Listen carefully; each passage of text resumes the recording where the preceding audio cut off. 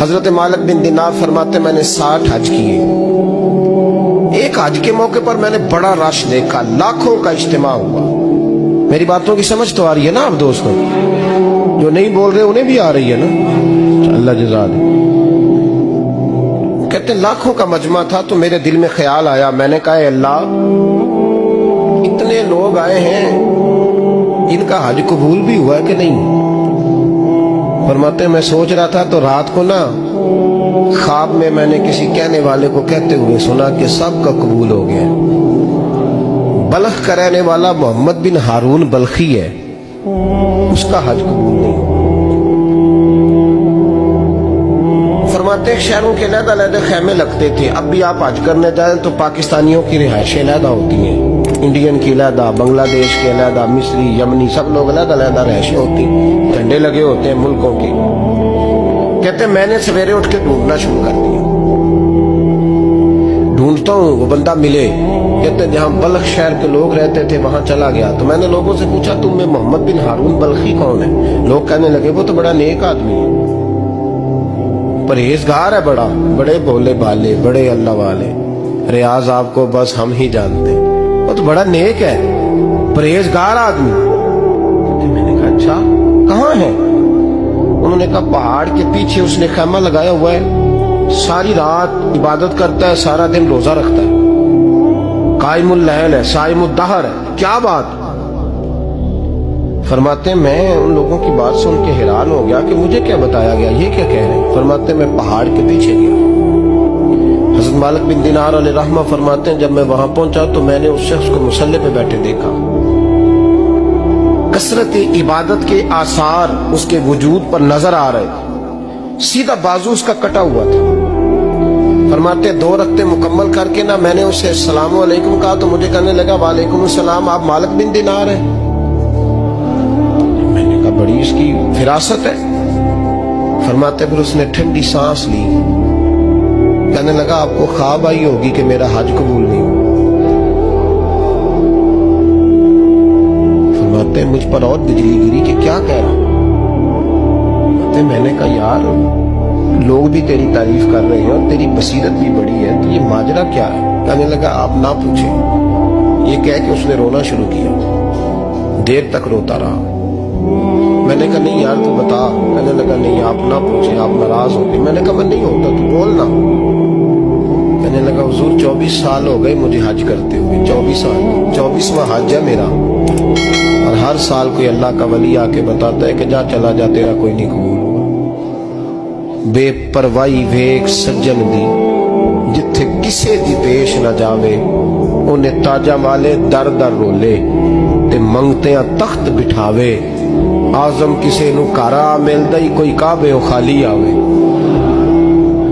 کہتے ہیں اس نے مجھے کہا حضور 24واں حج ہے, ہر سال کوئی بتاتا ہے. میں نے کہا تیری غلطی. کہنے لگا میں اپنی ماں کا نافرمان. میں نے کہا واقعہ کیا ہوا؟ کہنے لگا حضرت اللہ نے مجھے دولت دی, مال دیا, زمینیں دی تو میں عیاش ہو گیا. امام مالک بن دینار رحمت اللہ علیہ فرماتے ہیں مجھ سے کہنے لگا پیسے آئے تو میں عیاش ہو گیا.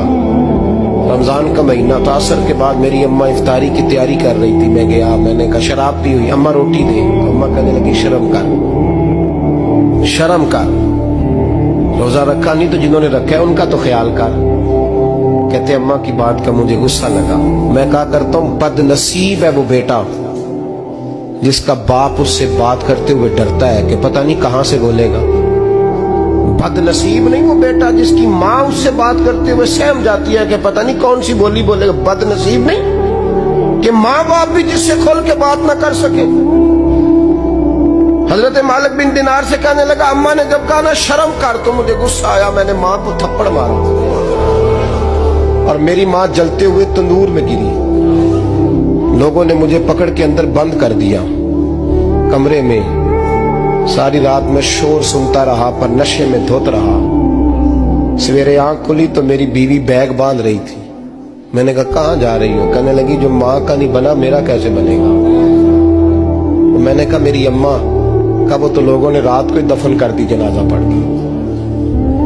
تڑپ کے کہنے لگا مجھے کیوں نہیں بتایا؟ تو کہتے ہیں لوگ کہنے لگے تیری مرتی ہوئی ماں کہہ گئی تھی اسے میرا منہ نہ دیکھنے دینا. जनाजे के करीब ना आए। हजरत मालिक बिन दिनार फरमाते हैं, जब उसने ये बात सुनाई तो मैंने भी उसके मुंह पे थप्पड़ मारा। मैंने कहा तो इसी काबिल है। कहते हैं वो रोने लगा, हुजूर दुआ करे अल्लाह मुझसे राजी हो जाए। कहने लगा जब माँ की इंतकाल की खबर मिली तो मैंने कुल्हाड़ी लेके वो हाथ काट दिया जिससे माँ को मारा था। मैंने सारी जायदादें खिरात कर दी। 24 साल हो गए, 24 साल सारी रात नमाज पढ़ता हूँ, रोजा रखता हूँ, हज करता हूँ, पर हर साल कोई आके कहता है जा दौड़ जा, तेरा कोई नहीं कबूल हुआ। हुजूर दुआ करे मालिक राजी हो जाए। फरमाते मैं थप्पड़ मार के आ गया। मैंने कहा तुझसे राजी हो जाए इतने जालिम से? इमाम मालिक फरमाते रात को आके सोया तो मुझे ख्वाब में रसूल पाक का दीदार हुआ। तो नबी पाक अलैहिस्सलाम ने फरमाया मालिक तू उसे मायूस क्यों कर आया है, अल्लाह तो बड़ा मेहरबान है। कहा हुजूर माँ के नाफरमान को माफी कैसे मिलेगी? तो इमाम मालिक फरमाने लगे नबी करीम ने फरमाया जा उसे जाके बता दे तुझे कयामत में तेरी माँ की वजह से बख्श दिया जाएगा। कहा हुजूर अम्मा की वजह से किस तरह? तो महबूब फरमाने लगे इसकी माँ कयामत में इसके खिलाफ मुकदमा दायर करेगी रब करीम की अदालत में, ए अल्लाह मैंने 9 माह पेट में रखा, दर्द सह के इसे जना, जिगर का खून पिला के पाला और इसी ने मुझे कत्ल किया। रब करीम इसकी माँ का मुकदमा सुन के कहेगा उठाओ इसको दोज़ख में फेंको, इसने माँ जलाई थी इसे भी जलाओ। महबूब फरमाने लगे जब पकड़ करके मालिक उसको मोहम्मद बिन हारून को लोग ले जाएंगे ना जहन्नम की तरफ, अभी फरिश्ते घसीटेंगे ही तो पलट के फिर अम्मा की तरफ देखेगा और दूसरी दफा फिर घसीटेंगे तो पलट के देखेगा और तीसरी दफा फिर पलट के कहेगा अम्मा ये मुझे जलाने लगे, अम्मा ये जहन्नम में फेंकने लगे। मेरे हबीब फरमाने लगे वो जल के मरने वाली माँ वहां भी बोल पड़ेगी, कहेगी या अल्लाह चल मैंने माफ किया तू भी माफ कर।